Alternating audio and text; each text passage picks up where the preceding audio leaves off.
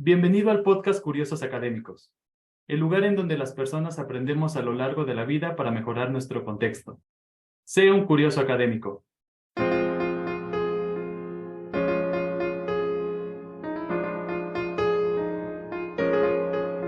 Muchas veces hay padres de familia que todavía a esta altura, en este siglo en donde estamos, ya el ciclo de la era de la digitalización, de la conectividad, piensan que un niño con síndrome de Down tiene una enfermedad contagiosa. Y entonces una mamá que su hijo, vamos a llamarle que es normal, no le permite que ese niño que tiene síndrome de Down se acerque con su hijo, porque no, pues es que no puedes acercarte con él porque te puede contagiar la enfermedad que tiene. Eso es una falta de cultura y de información y conocimiento a los padres de familia. Por eso nosotros aquí lo que llamamos inclusión educativa es eso precisamente, la atención a la diversidad. Vamos, ustedes, no vayamos muy lejos, ustedes pudieran preguntar o a los dueños de restaurantes o dueños de lugares, vamos a llamar donde llega la mayoría de las personas, cuando llega una persona con alguna condición o discapacidad, como que lo miran como bicho raro, como que no, ¿cómo vas a ingresar? O no tenemos esa cultura de accesibilidad. Si observamos en las calles, en diferentes instituciones, sí tienen sus rampas, pero pareciera, en lugar de rampas, parecen columpios. Y entonces tampoco tenemos la cultura y la educación de cómo conducir o cómo ayudar a una persona para que se pase del otro lado del puente o de la carretera. Y cuando vemos, o sea, para conducir la silla de ruedas, si un declive, tenemos que conducirlo de reversa, porque si lo llevamos hacia adelante, pues nos vamos junto con la persona. Entonces, es ese conocimiento tan sencillo y que decimos, no, es que a mí nunca me va a pasar, nunca voy a tener o ocupar una silla de ruedas. Y entonces sí es muy importante desarrollar desde el contexto social, político, educativo, de esos espacios de accesibilidad. La siguiente, por favor. Y manejaba esto de una persona, se considera que tiene una discapacidad cuando padece algún tipo de condición que le limita o impide desarrollar de forma autónoma su vida. Es cuando depende de nosotros, de la silla, les vuelvo a repetir, cuando depende el 100% de una persona cuando está en la silla de ruedas o cuando ocupa la andadera o muletas. Y entonces es cuando le impide desarrollar o que puedan valerse por sí mismos. Y no podemos decir, de verdad que toco madera, que ojalá que no nos pase, pero algún accidente, alguna situación que estamos de verdad que no sabemos si pueda pasar o no, y no podemos decir que nunca nos va a pasar y decir, no, pues yo nunca voy a ocupar un espacio de accesibilidad o rampas o algo. Entonces sí debemos de tener esa cultura de inclusión, de visión, porque sí pasa de verdad. En el día a día, el término de discapacidad es útil tan solo a la hora de dictaminar si una persona es capaz de realizar o continuar desempeñando las actividades de la vida diaria. Yo les voy a compartir en este momento, no sé si alcanzaran visualizar en este momento la vida, me puso como que esa sorpresa, porque yo lo puedo manejar en este momento, que es un regalo. Estoy ocupando una silla de ruedas. A mis 30 años de servicio en educación, nunca pensé ocupar una silla de ruedas. Y ya después de estando ya tantos días como, no enferma, porque puedo decir que no es una enfermedad convaleciente. Entonces le pedí a un familiar, quiero ir al parque. Y entonces empezamos a avanzar con la silla de ruedas y de verdad que no hay forma de avanzar en el circuito. En las canchas no hay forma de cómo llegar en esas canchas, en el parque, porque no hay espacios de accesibilidad. Entonces es ahí donde hay actividades o hay momentos en que pues ya no podemos realizar nuestras actividades diarias como lo venimos haciendo, el correr, el brincar. El mínimo escalón para nosotros andar en silla de ruedas es para nosotros una barrera que nos impide avanzar. Quisiéramos decirle, o vamos en la calle, no sé, yo les pregunto a las 5 personas que están en este momento aquí, ¿ustedes cuando ven una persona con silla de ruedas, se acerca a ayudarle? Les pregunto, ¿se acercan? ¿Qué dicen? No, pues es que tengo prisa, es que no me corresponde. De verdad que es ahí donde decimos dónde está la parte humana, porque me llegó, cuando fui a consulta, me llevó una compañera, mujer, obviamente no podía si cerrar el carro o ya avanzar con la silla de ruedas porque ya me tocaba la consulta, pero había caballeros al lado y nadie se acercó a ayudarnos. No somos solidarios, no tenemos esa cultura. Entonces, sí tenemos que ir desarrollando nosotros en este campo educativo esa sensibilización de los seres humanos. Tenemos, en términos generales, las discapacidades se dividen en 3 tipos. Puede ser una discapacidad física, que es lo que les decía en este momento, que es que puede andar en silla de ruedas o muletas o andaderas. Mentales, que es una discapacidad mental, porque suele suceder tal vez durante el embarazo, cuando nace el nuevo ser o el bebé o el niño tiene alguna situación, o también discapacidades sensitivas. Entonces, son estas discapacidades que en este momento podemos manejarlo de manera general. Siguiente. Las discapacidades se dividen en 3 tipos en función a que afecte a la persona. Una discapacidad física o motriz que ocupa la silla de ruedas o ocupa que es no puede moverse. La discapacidad sensorial, la discapacidad visual. Piensan que pues nada más porque utiliza lentes y no tiene esa discapacidad porque también tiene sus niveles de complejidad. La discapacidad auditiva, la discapacidad cognitiva, la discapacidad psíquica, la discapacidad orgánica y la discapacidad múltiple. La discapacidad múltiple es donde recibimos o atendemos los niños en centros de atención múltiple, como lo dice, tienen varias discapacidades. Y es ahí donde damos por derecho, porque no sé si también ustedes conocen que las personas con discapacidad también tienen derechos. Desde el artículo 3º, desde ese derecho de estas personas que no podemos, si algún directivo, alguna persona, algún profesor que esté aquí en este momento que nos esté escuchando, desde esos derechos, no vulnerar esos derechos a las personas con discapacidad. No puede decir el director o la maestra o el maestro de grupo, no, yo no lo acepto este alumno, o por qué me lo está mandando a mí. O el director le dice al padre de familia, no lo puedo inscribir porque no tengo especialistas o porque no contamos con servicio de USAER. Por supuesto, cuando nosotros como maestros recibimos un nombramiento, no dice que solamente vamos a ser maestros de inglés de los alumnos regulares o alumnos sin discapacidad. No dice el documento, dice que somos educadores. Por eso estamos dando una educación integral. Hay algunos docentes comprometidos en donde dice, bueno, ya observé que mi alumno tiene una discapacidad visual o la discapacidad que sea, pero aquí no hay que tener ese cuidado que para que nosotros podamos decir que el niño tiene alguna discapacidad, no lo podemos hacer nada más por lógica. En el expediente, cuando se inscribe el alumno, debe de contener en el expediente o el padre de familia tiene la obligación de presentar, sabe que mi hijo tiene esta discapacidad o tiene esta condición, pero con el referente médico. Si no, no podemos darle continuidad o atención porque es un tema delicado. Y también aclararle que si cuenta con el servicio de USAER, si vamos a canalizar ese alumno, hay que tener cuidado y aclararle que nosotros como USAER, como educación especial o como escuela regular, no ofrecemos terapias.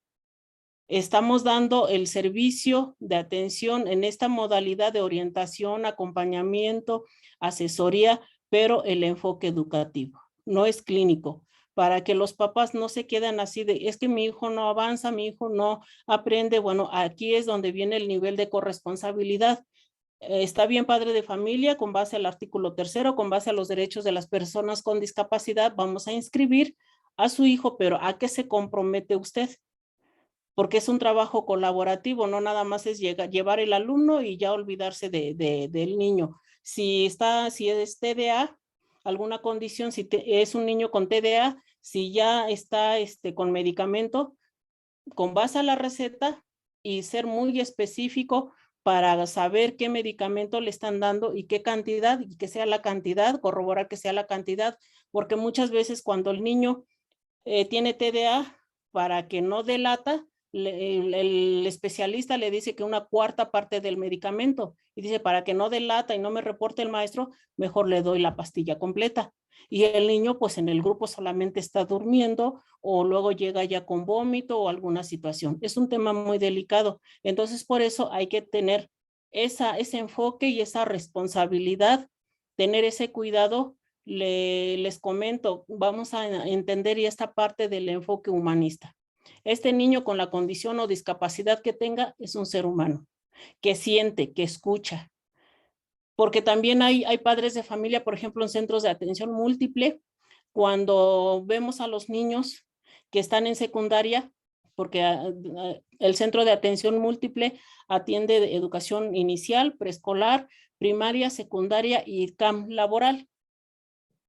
Entonces entran en la etapa como todo adolescente, de dejarles claro que el niño que tiene síndrome de Down o que tiene multidiscapacidad, tal vez tiene esa discapacidad de manera externa o presenta esa multidiscapacidad, y piensan los papás que como ya nació con discapacidad o multidiscapacidad, ya no le funciona lo demás, y resulta que la niña o el joven, sí, la niña principalmente, cuando pasa ya esa etapa de ovulación, de menstruación, pues le pasa lo mismo que cualquier ser humano. De manera interna, fisiológica, le funciona al 100% todo lo demás. Entonces, por desconocimiento, pues cuando ya se dan cuenta los papás, ya la niña fue violada por el vecino, por X adulto, y resulta que se embaraza la niña con síndrome de Down. Y entonces donde dice, es que no puede ser que le pasó esto. Pues claro que sí puede ser, porque es un ser humano. Sí tiene discapacidad, pero todo lo demás le está funcionando correctamente.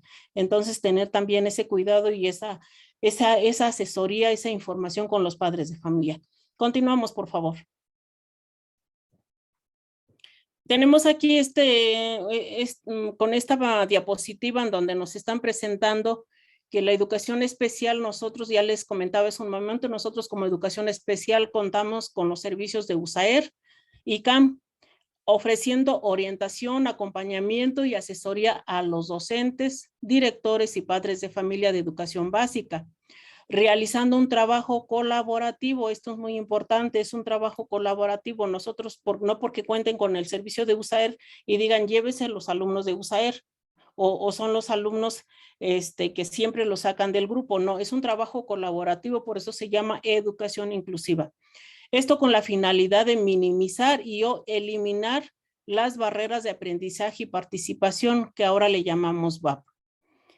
Un trabajo colaborativo, si lo miramos, es que es para todos. Tengo que integrar a mis niños, a mis alumnos en un solo estrategia de aprendizaje, en un ámbito de funcionamiento que es el apoyo a la familia, apoyo a la escuela. Anteriormente se decía, lo anoté esto a propósito, en este espacio se manejaba en un primer momento apoyo al alumno con necesidades educativas especiales. Ahora ya se cambió este término, ahora se llama alumnos que enfrentan barreras para el aprendizaje y la participación, que lo tenemos aquí arriba. Alumnos con barreras, alumnos que enfrentan barreras. Aquí damos el concepto de lo que es USAER. Es la unidad de servicios de apoyo a la educación regular. Tenemos que esto es un equipo técnico pedagógico que brinda apoyos teóricos, técnicos y metodológicos para atender a los alumnos que enfrentan barreras en el ámbito de escuela regular. ¿Qué es CAM? Son los centros de atención múltiple, están planteados para brindar educación inicial, básica, que es preescolar, primaria y secundaria, así como formación para el trabajo, que es el CAM laboral. Cuando salen estos chicos de la secundaria, muchas veces pues ya se van nuevamente a casa, y entonces lo que estamos, desde vía estructura educativa, se está buscando acuerdo con algunas empresas para que les den, después de que terminan campo laboral, pues ya deban de pues acceder al campo laboral a estos pequeños que salen de CAM. A la población escolar que presenta discapacidad y enfrentan barreras para el aprendizaje y la participación, realizando ajustes razonables y específicos a los planes y programas de estudios de educación básica. Siguiente, por favor. Y también tenemos aquí que los servicios de USAID y CAM cuentan con el personal especializado. Contamos con un director escolar, con un trabajador social, con un maestro de lenguaje y comunicación, un psicólogo, el maestro de apoyo en cada una de las escuelas que atiende en el caso de USAER. Y en CAM también cuentan con el director escolar, con el trabajador social, el maestro de comunicación, el psicólogo, y se les llama aquí los maestros de grupo. Cada maestro tiene su grupo específico, pero son los centros de atención múltiple. Esto es lo que nosotros estamos ofreciendo como educación especial. Siguiente, por favor. Tenemos un tema muy importante hoy en día, lo que se le llama DUA. Yo creo que algunos de ustedes lo han escuchado, han leído en algún momento. ¿Qué es el DUA? Es el diseño universal para el aprendizaje. Es un modelo que está fundamentado en los resultados de la práctica y de la investigación educativa, las teorías del aprendizaje, las tecnologías y los avances de neurociencia. Combina una mirada, un enfoque inclusivo de la enseñanza con propuestas para su aplicación en la práctica. Debe de ser la práctica educativa de manera inclusiva, ya no excluir al chico que enfrenta alguna barrera, excluirlo del salón. También parte del concepto de diseño universal se organiza en torno a 3 grupos de redes neuronales afectivas, de reconocimiento y estrategias, y propone 3 principios vinculados a ellas. Primer principio, proporcionar múltiples formas de implicación, múltiples formas de representación de la información y múltiples formas de acción y expresión en el aprendizaje, pero siempre con un enfoque inclusivo. Por eso se llama diseño universal para el aprendizaje. Cómo el maestro, cómo el docente puede diseñar sus estrategias, implementar estrategias para atender o dar atención a los alumnos, al grupo, una atención a la diversidad. El DUA parte de la diversidad desde el comienzo de una planificación didáctica y trata de lograr que todo el alumnado tenga oportunidades para aprender.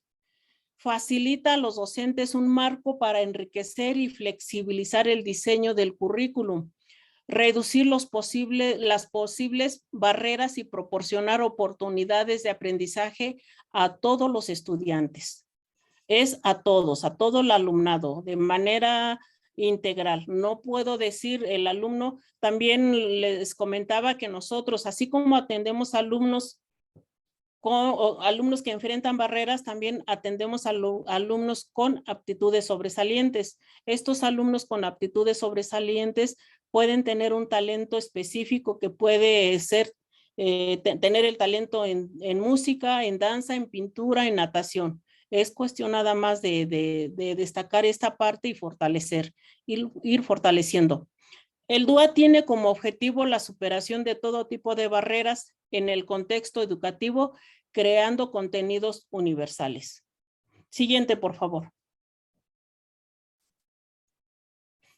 Tenemos aquí una tabla en donde nos están presentando que el diseño universal para el aprendizaje primero forma parte de atender a la diversidad, cuenta con 3 principios y 9 pautas.